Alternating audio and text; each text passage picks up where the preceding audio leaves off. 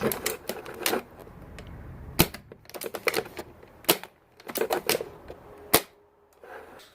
guys, it's Dylan back here with another video, and today I have a really, for me, an exciting video because I've been trying to do this mod, trying to find it on the internet, and I can't, so I decided to do some tinkering, and I found out how to do it myself, which I'm kind of stoked for.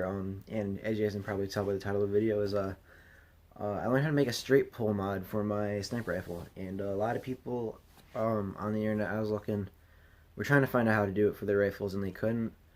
Everybody was referencing to the, what was it called? The King Arms Blazer sniper rifle, where it comes with a stock straight pull. But, nobody can quite figure out how to do it. At least I couldn't find anybody who can do it. So, this is going to be just for the MB13 or the APS2, I think they're called, type sniper rifles. That basically look like this.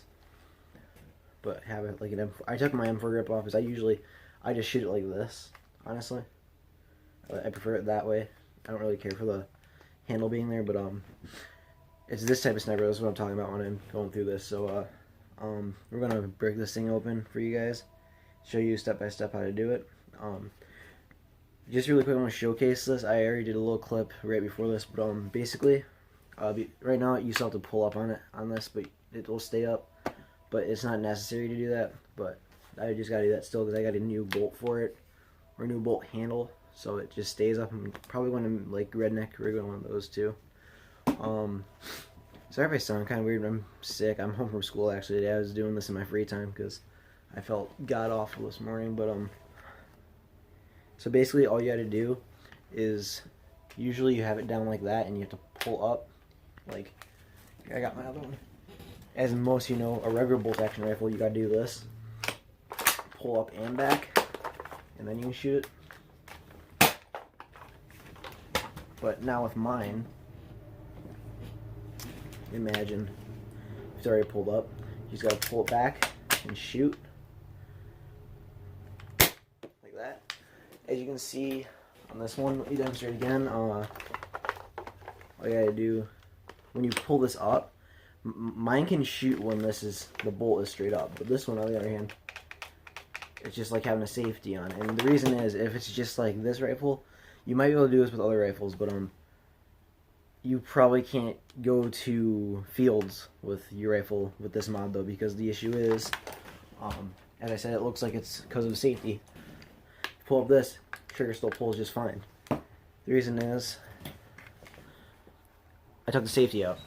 That was actually not necessary, taking this part out, but to do this mod, you have to remove the safety feature of your replica firearm, and I'll show you guys exactly why once I go in. So let's crack this bad boy open, and I'll show you guys, if you guys really want to, make a straight pull mod at the cost of your safety.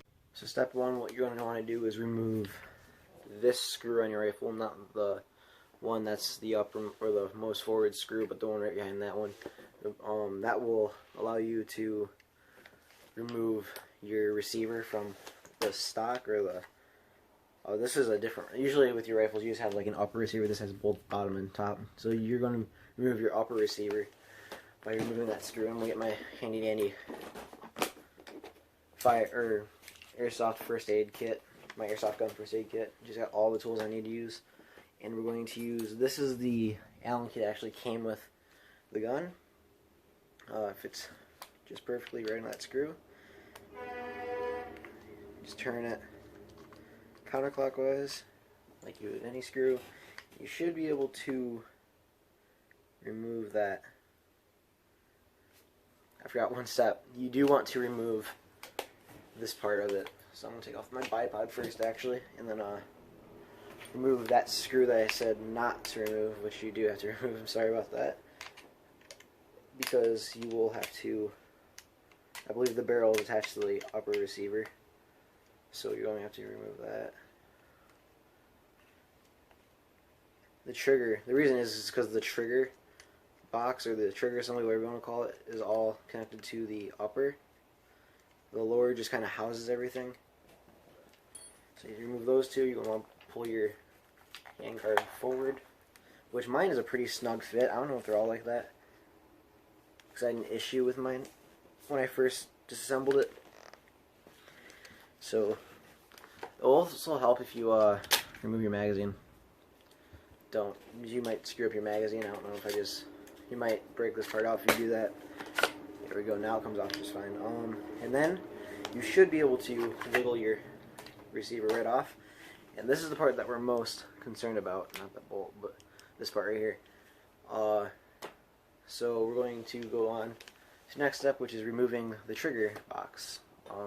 You usually get one of these with all your sniper rifles. It's just a tiny little Phillips head.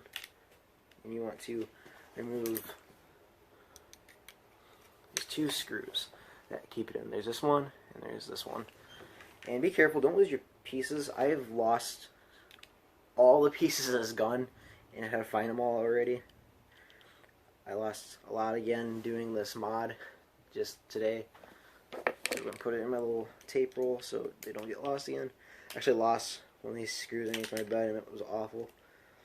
Spent like 10 minutes looking for it, and it wasn't even underneath the bed. So there we go. Just remove those two screws. Usually you just got to get them out of the, there's bolts on the other side of the trigger box. And you can usually just pull them free out of the trigger box.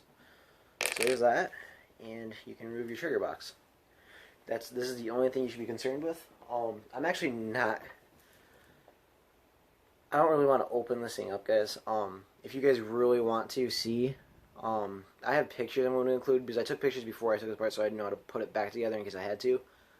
Basically what I did, took it apart. There's 3 screws. You can't really see them, but there's 3 screws. You remove those and you pull it apart. Here's the issue, though.